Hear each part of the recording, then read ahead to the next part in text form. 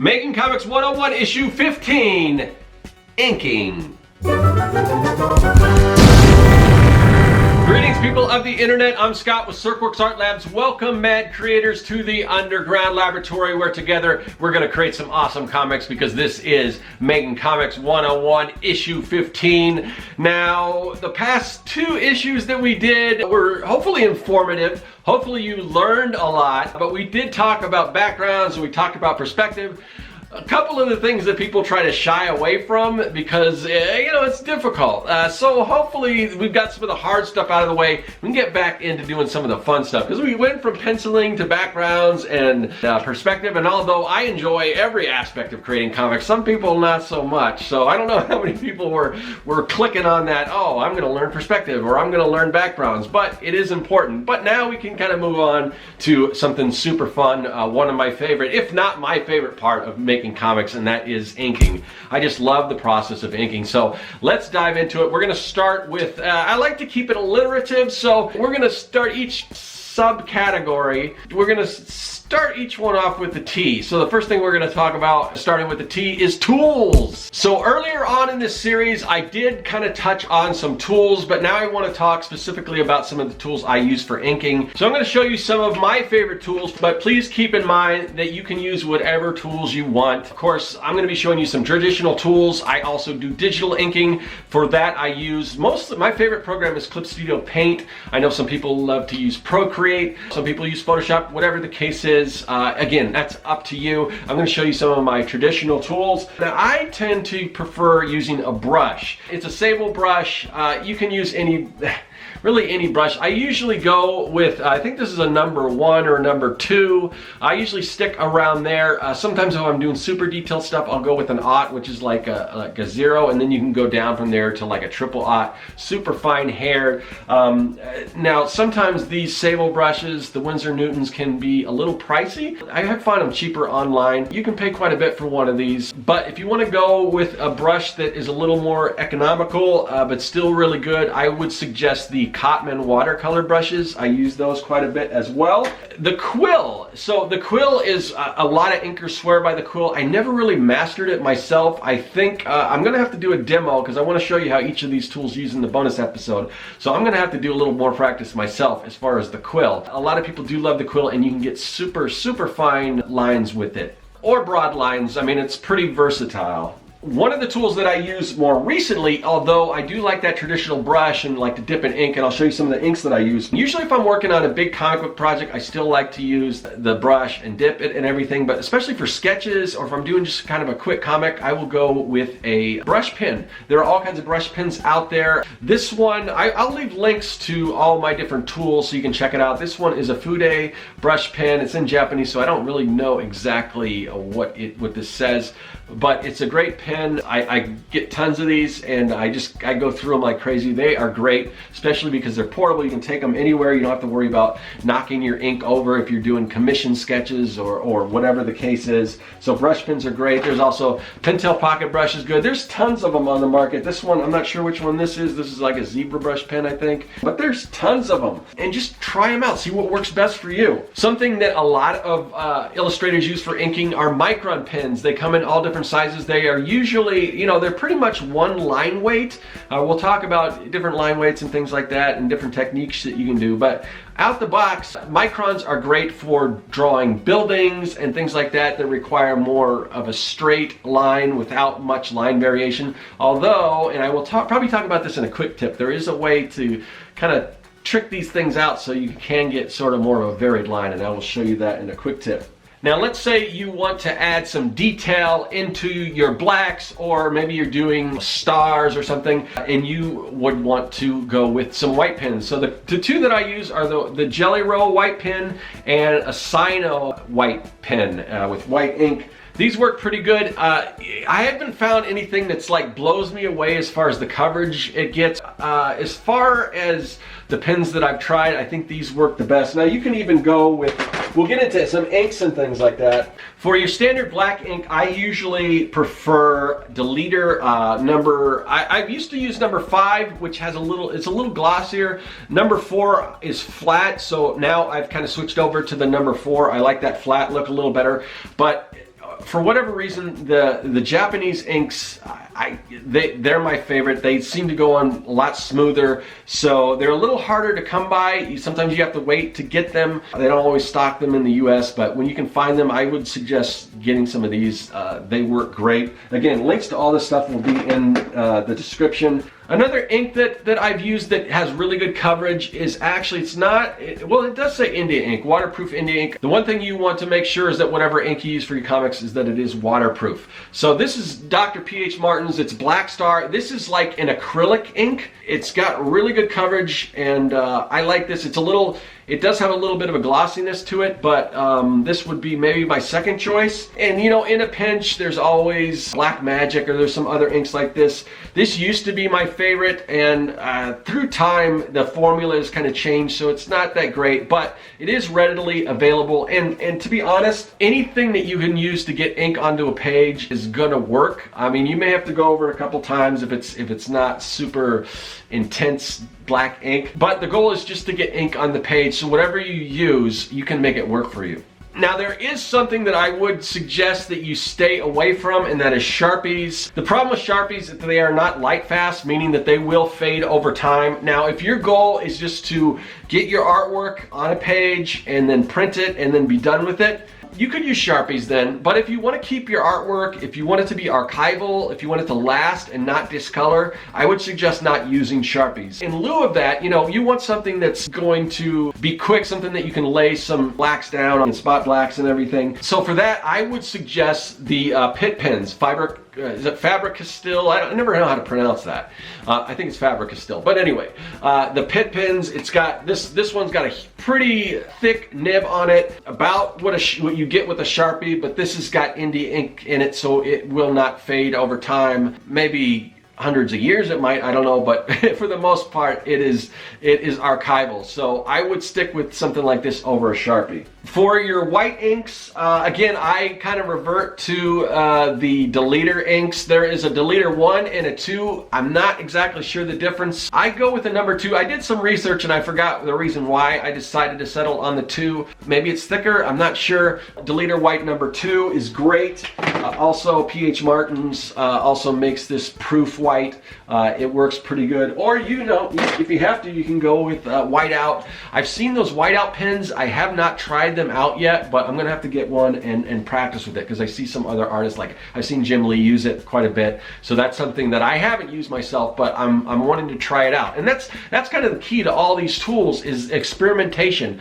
Get some different tools, try them out, see what works best for you, because what works for me may not work for you, and vice versa. Now, there's a lot of other things that we can do, different kind of unorthodox tools that we can use for inking, and we'll get into some of those towards the end, but I think that will serve as our basics for what I think is a good start, some things that you need to get for inking in comics. So moving on from tools, I want to get into our next keyword, and that is technique. So I want to talk a little bit about some of the techniques and things that you can use to ink comic books. Now, the primary goal of inking is to get something that's reproducible. Whereas before, if you were to illustrate just in pencil, I mean, it just doesn't have that boldness to it, and it doesn't print well.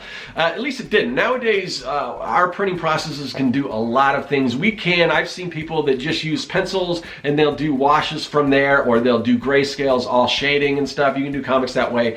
But traditionally, there's a penciler, and then the inker goes over the pencils and makes it ready for print, and also just adds that impact that you get from that black ink. Those are the kind of comics that I really prefer. So I want to show you an example of the difference of a couple different techniques. One is more of an inking technique. The other is also inking, but it's more washes. And ironically, these are from the same series. Now, so this is Snowpiercer. Some of you people may have seen the movie. You didn't maybe know that it was based on a comic, but I want to show you. So the first chapter, the first book of Snowpiercer, is all pretty much done traditionally. Dark blacks, inks. Again, this is sort of how I prefer, more of a traditional ink comic book look. Now, the second book in this series has an entirely different approach, so it's a little jarring at first.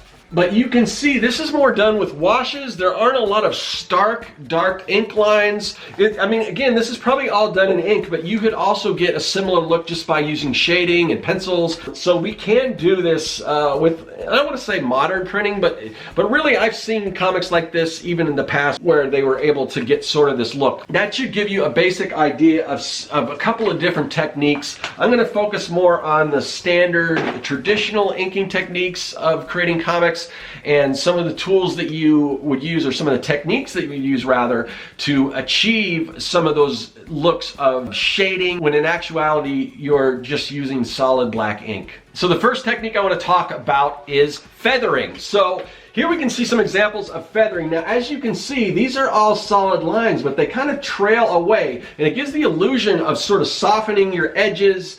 And this creates a really good effect, and if you do it correctly, it will sort of give you that sense of shading that you would get from pencil with maybe a burnisher. To me, that's what says comics, is if it doesn't have ink on it, it just doesn't feel as much like a comic to me personally. Now, in addition to feathering, we also have cross-hatching. Feathering will get you a start, but when you start taking feathering and then you kind of hatchet? Yeah, I mean, that's why it's called cross-hatching, right? So here's a great example. This is Bern Hogarth from drawing dynamic light and shade. But you can, I don't know if you can tell, but if you were to look back here, it looks like this is done, again, with like a pencil, shading a pencil, maybe with a burnisher. But when you get up close, you can see that is all crosshatch, and it gives that illusion, but it's all solid lines, and it's just a really cool effect. Beyond feathering and cross-hatching, we can also use stippling, which is the technique where you see a lot of little dots.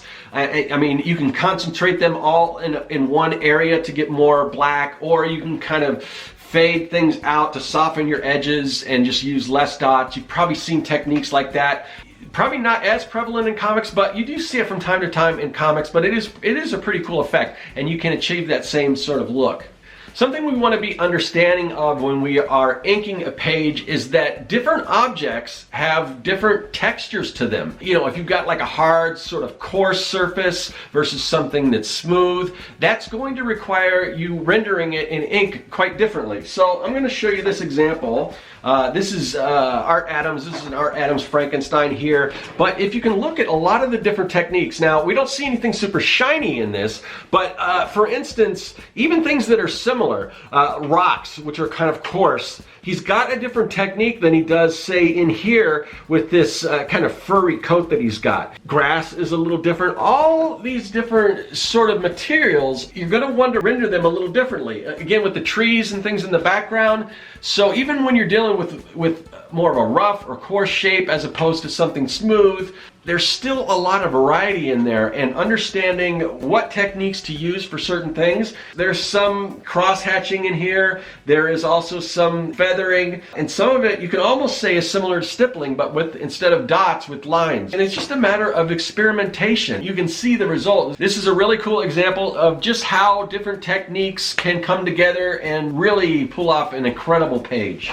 So whether you're rendering something like a rock that's going to be sort of chiseled and you know, it's not going to have a lot of straight lines, or something smooth like a piece of metal where you're going to want to probably maybe use a ruler and get some real sharp angles on there, you can do all kinds of different techniques. Even objects that aren't solid objects like smoke, learning how to sort of illustrate that with where it kind of just fades away and has this ethereal look, those are all things that you can really pull off in the inking stage. And because we're talking about techniques, there are different techniques that you can apply. There's you can use like a super wet brush for really smooth stuff, or if you want to get a sort of a dry brush, maybe it's not the best brush in the world, you've got the ink that's on there a little bit, it's not quite laying down quite, it's kind of breaking up, but that's sort of a dry brush technique that you can use. And depending on the amount of ink that you use, the types of tools that you use to apply them, you can get all kinds of really cool effects. Now, before you even put ink to the page, one of the most important things you need to understand is line weight. Now, there are different techniques that are just one solid line, but in most cases, when illustrating comics, you want to have a varied line weight. So what determines where you put down thick lines and thin lines? That has almost everything to do with where your light source is coming from. So typically, say if your light source in most cases would probably be coming from the top, because that's where the sun's coming from. And there are other situations where maybe somebody's up somewhere and there's a light from down below where that can change things around. But most of the time, if I'm just doing something generic, I figure out where my light source is going to be. Say if it's up here off to my right, kind of shining down at an angle. That means anything over here on this side where the light's going to hit is going to have a lighter line. I'll show you an example here from Art Adams again. You can see up here, see how thin this line is over here where the fist is, where the light's coming down, and underneath you've got some thicker lines here. So most of the thicker lines are all going to be on the underside of all of these figures, whereas the lighter side, that's where the light hits. So that's one of the ways, even without color, that you can show where your light source is coming from, and it just gives a really dynamic effect when you understand where your shadows go, where your light source is coming from, where the line should be thicker, where it should be thinner, and that all comes down to where your light source is coming from. Now, the light source isn't the only thing you want to pay attention to when thinking about line weight and when laying down your inks. The other thing is creating contoured lines, and that can also be, in addition to where your light's coming from, it can be from foreground to background. And this is sort of an atmospheric perspective technique. Here is, again, I'm showing all these. I mean, Art Adams is my favorite artist, so I'm just going to keep showing you some examples. He used a different technique on this, and this he's using his different, he's using contours in his lines. You can see it's relatively outside of this figure. It's all pretty much this bold line, whereas the interior lines get thinner. It's not as natural as, say, you might do with line weight, and there is some of that too. For the most part, you've got this bold thing, but that's going to pop this character out from these other characters, and most characters in here have that same thing, where the outer line is thicker and then the interior line is a little thinner. And that's just a technique that we can get things to kind of separate from the background, pop things that are more in the foreground, have a thicker line, versus things that are off in the distance. Line weight isn't the only thing we have to be aware of when inking our page. We also have to pay attention to our shadows and how we spot our blacks or lay our blacks down on the page, and making sure that it makes sense, that it's even, that there's a good balance there. And the amount of blacks that you place down on a page is really, it's kind of up to your own taste. For instance, these are some pages that I did for the 100 Days of Making Comics anthology. And on this particular project, I use a lot more blacks than I would on, say, my comic book Young and the Dead, which doesn't have a lot. It's a lot more line weight. Different projects may require different things, and again, it's all up to your taste. We can kind of see Jack Kirby. Here's a Jack Kirby page. A lot of blacks in here, using a lot of feathering techniques. Here is this is Bill Sienkiewicz, and this is an awesome page. If you notice, there is very little line weight on any of this. I mean, you don't even see any line weight around this Moon Knight character. You see, you see the rain coming down. Now, he could have easily outlined this character and it would have still looked pretty well, but just the absence of those lines, and just concentrating more on how he spots his blacks and the rain creating the outline itself. There's all kinds of awesome techniques that you can do with that. I mean, he really pulled off a masterpiece on this page as far as I'm concerned. So just be aware, you can strip away all the lines, focus on blacks, or you can go mostly just line weight. And it's just, again, this is all your taste and how you approach it as an artist. Here's another page by Jack Kirby, and this is almost, look at, there's very little lines in this too. It's almost all solid blacks, really bold lines.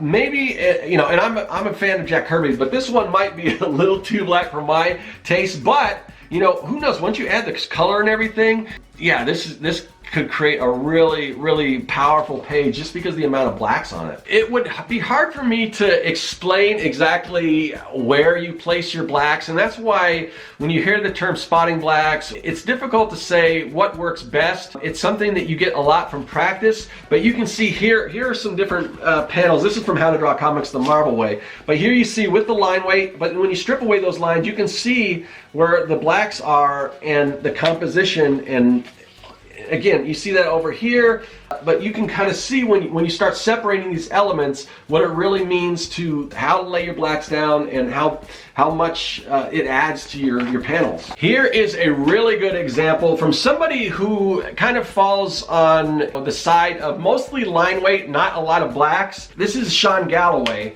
Now, this is some of his process stuff. Now, you can see the stuff that's sort of this purplish gray. This isn't actually blacks in the comic, it's his shadows, but you can see how if you were going to go with just a solid black and white, how well this looks. And you know, typically, like I said, mostly his illustrations are all very much concentrated on really tight line work. You can see how even before he goes into color, he starts dropping in his grays. And let me see if I have examples.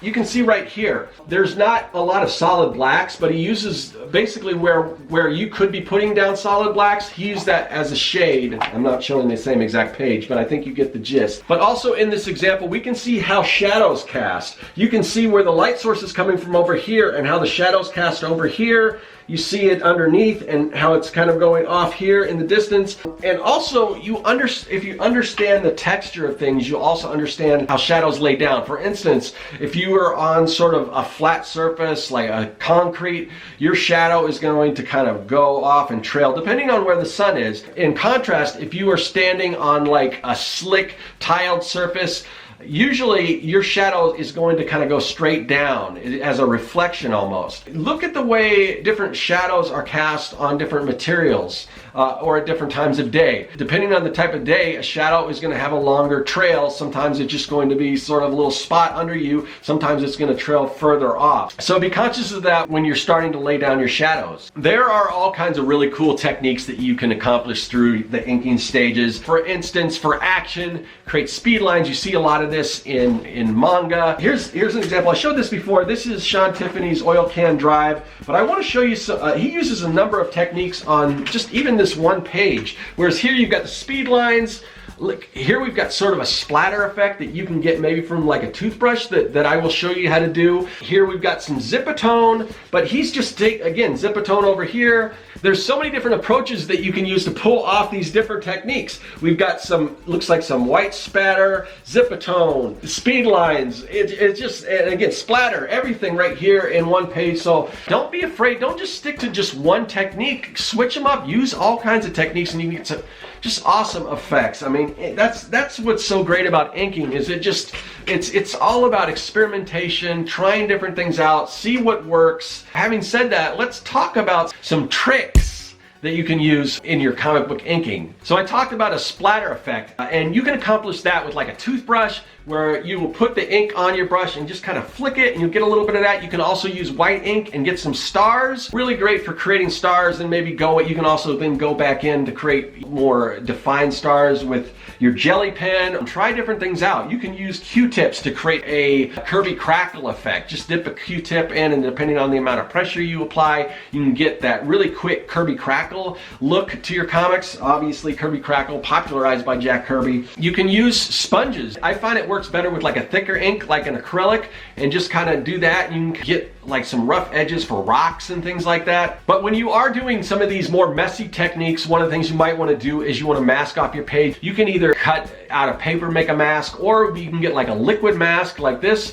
Basically you just paint it down like you would anything else. You cover what you don't want your ink to hit, and then do your techniques, and then it just peels right off. I've used splatter techniques where you can take like a credit card and then a quill and just kind of go like that and flick get sort of like blood spatter. The possibilities and the things that you can do with different inking techniques is just, it's unlimited. So you've got to just experiment, try different things out. Now, like I said, some of this stuff can get a little messy. The other thing you want to be careful of is smudging. Every inker has that situation where it's like, oh, I smudged it. And luckily, most things can be fixed going back in with a little whiteout, or if it's super drastic, you can even cut out whatever shape you need and then spray mount it onto the page to kind of, and then go over it and color it if you get something really bad. But in order to avoid some of these mistakes, there's some things you can do. You can wear a glove. Like I use the same glove it's like a smudge protector that I use on my Cintiq so that I don't get smudges all over the place. I will also use that for inking. Sort of like they sell like white cotton gloves that you can also use. The other thing that I did was I created sort of a bridge with a ruler. So as you can see, I kind of raised this up here so that when I'm drawing, my hand is kind of raised over my page, and I kind of move it up and down so that I'm not worrying about smudging my page and my hand isn't actually touching the page. The more you practice, the more you'll get an idea on dry time. Most ink dries fairly quickly, but there are always those cases, especially if you're spotting blacks. Those larger areas will take longer to dry, so you have to be careful. And a lot of times you don't even need, especially now that we have, you know, digital techniques, even if you're illustrating traditionally, sometimes you'll just not worry about filling in those big black spaces. And what you can do from that is just like the X marks the spot technique, where you just put a little X, especially if you're working with somebody else. If you're a penciler only and you're passing that on to an inker, instead of going through all that in a pencil, you can just put the little X, and that will let your inker know that it's supposed to be filled in with black. It just saves some time, and the inker can either fill that in or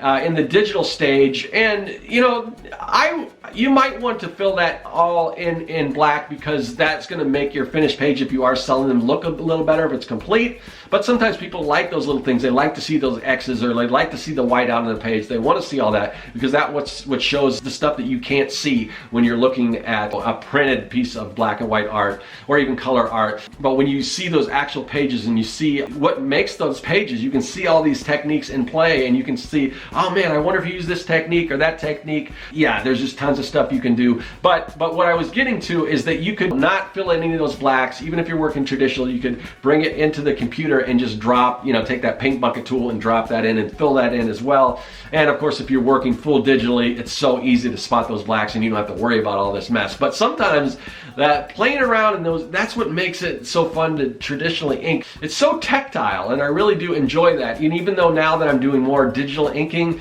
I miss that a lot. So every once in a while, or quite often, I still want to go back to actually inking with actual tools. I just love that process, and there's so many different techniques and tricks and tips and things that you can do. So I'm curious if you guys have your own tips or techniques, something that I didn't mention here, and there's tons of them. Let me know in the comment section. I'm really curious how different people approach inking, your own inside secrets. I'm not really crazy about trade secrets, so let that stuff out. Tell people about it. That's the whole reason why I'm doing this series, is to help educate people and giving away all my tricks and things that I've learned along the way, so you don't have to just stumble upon them by yourself. But maybe you do stumble upon them, and experimentation is, again, that's the fun of traditionally inking and trying all these things out. So let me know some of the techniques you guys use, and that's going to do it for this issue of Making Comics 101, talking about inking, and I will see you guys later. That is all.